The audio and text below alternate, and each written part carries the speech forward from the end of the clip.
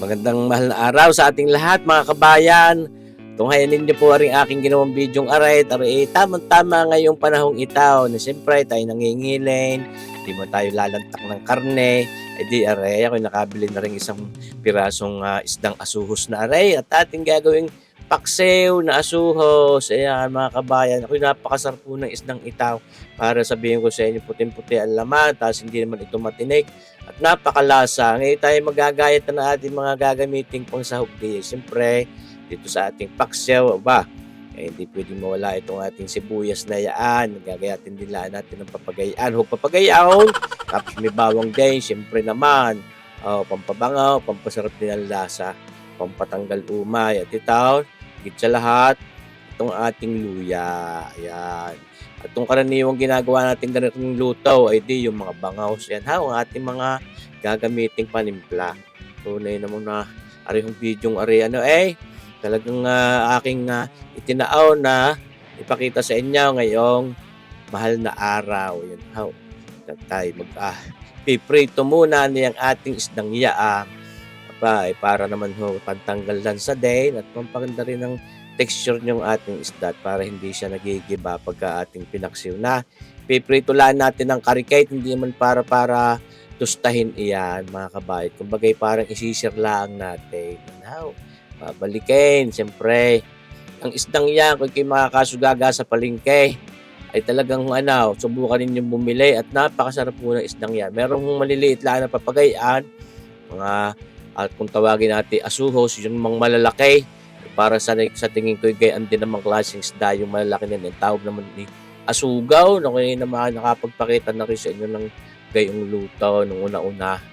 Kung may nadaanan doon sa may mga papuntang bitaw, sa mga dilapas na yaw, may mga nabibilhan doon sa mga tabing posada, mga bagong huling isda.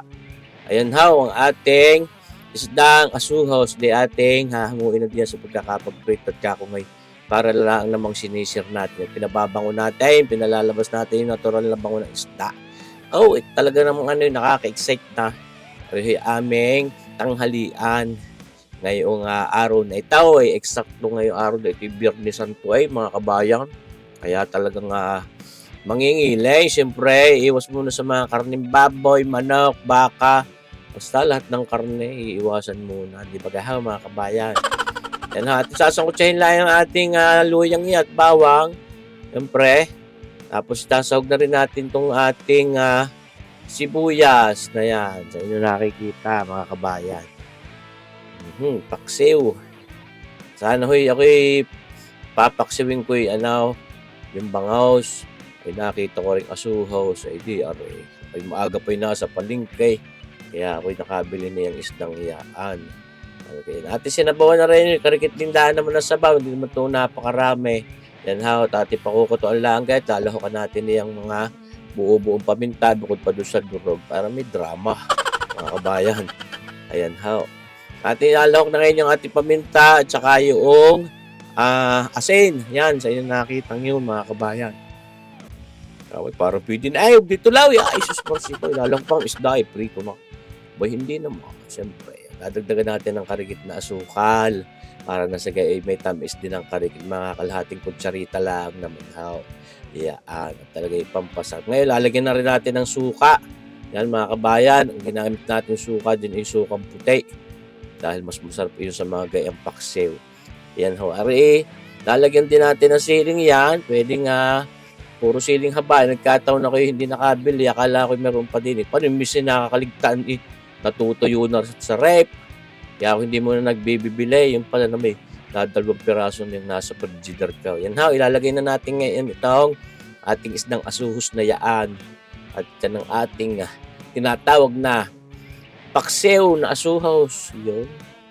Talaga namang napakasarap. Nakakapaglaway na agad Sus Marisipaw tawaray. Kagang ng ating mga mapapakain ka rin din usay, mapapa-only rice ka din pagkagaroon ng luto mga kabayan. Kaya kayo mga ganitong kwaresma yan tayo naman nakikiisa din sa pangingili. sa pag-oobserba nitong ating pagsiselebrate nitong Semana Santa. Yan. Mga kabay, bukas ay Sabado de Gloria. Ay di alam na. Pero ngayon naman sana naman kahit tayo mga nag-outing, mga napunta kung saan, ay talagang nananaig pa rin sa ating kaibuturan ng ating mga puso at isipan yung ginawa ng ating Panginoong Jesucristo para sa atin. Kasi siyempre namatay sa krus para pagtubos sa ating mga kasalanan. At dinadagdagan ho natin ng suka at ng sagan kompleto dahil pagka magay ang paksiw, mas masarap pagka matapang-tapang ang asim, mga kabayan. Paksiw na asuhaws ni Sir Boyet, mga kabayan, na talaga namang nakakapaganyaya ang sarap. Yan ho, ating pinakukutulan ng papagayan, siyempre, para ma-infuse yung ating pangkapalasang ginamit diyan. Ma-absorb niyang isda, siyempre naman. Yan ho. Mga kabayan, sana ituga pa rin ang inyong mga panunood sa ating mga videos. Or man hindi magsasawang magpakita sa inyo ng mga luto, ng mga pagkain. Yung iba ay talagang ginagawa ko na ng twist dahil sa dami ko na ng mga nalutong pagkain. Ngayon ating nile-level up naman ang sarap at nag-i-introduce tayo o nagdadagdag tayo ng mga twist na nagdadagdag ng sarap sa mga luto. Kaya sana pa patuloy niyo pong suportahan itong ating vlog. Sana patuloy niyo suportahan mga cooking vlogs na yan, mga paminsan-minsan may mga patalastas at mga intermission na mga videos, sana panoorin nyo rin. Luto na itong ating paksiw na asuhaws, mga kabayan. Kita nyo bang itsura? Nag-aayaya, ang sarap. So, marasi po tawarin. Talaga ng mga nakakapaglaway.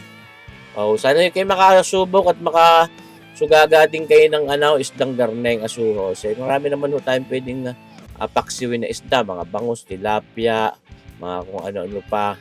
Ay arihoy, isa sa napakasarap namang isda din.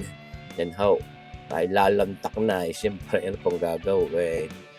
Yan ho, tunay namang siyang na. Pagkakarne yung mga pangulam oo nga, at hindi nagkarne, napapalrice din naman, napapalantak.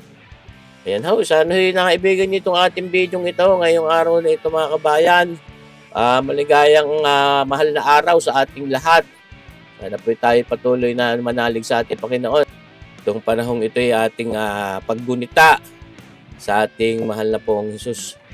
Yan po, sa pagtubos niya sa ating mga kasalanan. Tayo po manatiling mabubuting tao, mga kabayan, at maging mapagmahal po sa ating kapwa.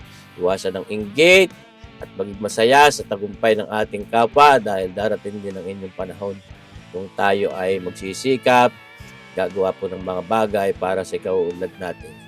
Hindi yung tayo ay nakamalaglaang sa nakakamit ng ating kapwa at ikaw ay may inggit na lamang. Wala ka namang ginagawa para makamit din ang gusto ka. Ito po ay kakarikit na payo lang, mga kabayan. Maraming salamat sa ating lahat, sa inyong lahat. Mabuhay po tayo. God bless!